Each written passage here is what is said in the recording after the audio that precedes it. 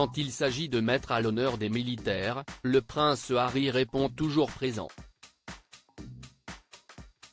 Ce mercredi 28 février 2024, le mari de Meghan Markle a fait une apparition lors des Sports Giveback Awards qui se déroulaient à Londres. On lui ferme la porte et il passe par la fenêtre. S'il a quitté la famille royale et sa demeure de Frogmore Cottage avec fracas en 2020, le prince Harry n'a jamais autant voulu revenir au Royaume-Uni que depuis ces dernières semaines. Alors qu'on ne l'avait très peu vu sur ces terres hormis lors des grands événements familiaux, le mari de Meghan Markle semble avoir le mal du pays. Le 6 février 2024, il surprenait tout le monde, à commencer par son entourage, en faisant un voyage express à Londres pour rendre visite à son père Charles III qui venait d'annoncer qu'il se bat contre une forme de cancer. Dans l'avion du retour pour la Californie le lendemain, le duc de Sussex n'aurait pas caché sa volonté d'épauler le monarque de 75 ans pendant cette épreuve difficile. Jemima famille, a-t-il affirmé auprès des médias américains une dizaine de jours après sa venue.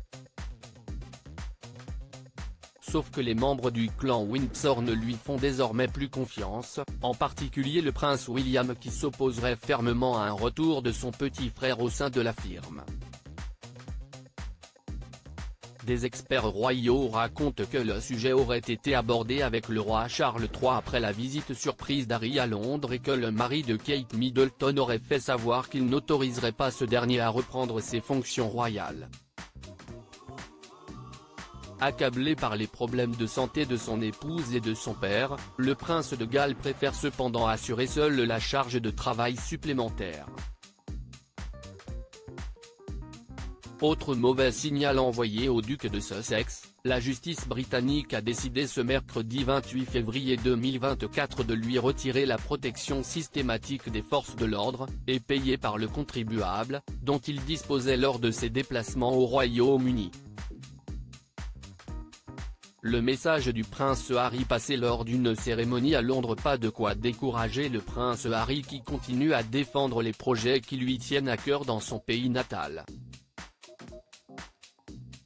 Quelques heures après l'annonce du verdict de la Cour, il a donc participé aux Sports Giveback Awards à Londres. Alors non, il n'a pas une fois de plus pris l'avion, mais il est apparu sur grand écran pour féliciter Josh Bodji, un vétéran de la guerre en Afghanistan qui a été amputé 3 fois et à qui on remettait un prix ce soir-là.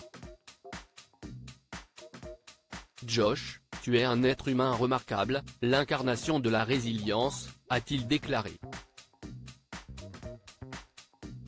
Le soldat avait aussi été récompensé lors des Invictus Games, la compétition imaginée et portée par le prince Harry depuis 10 ans.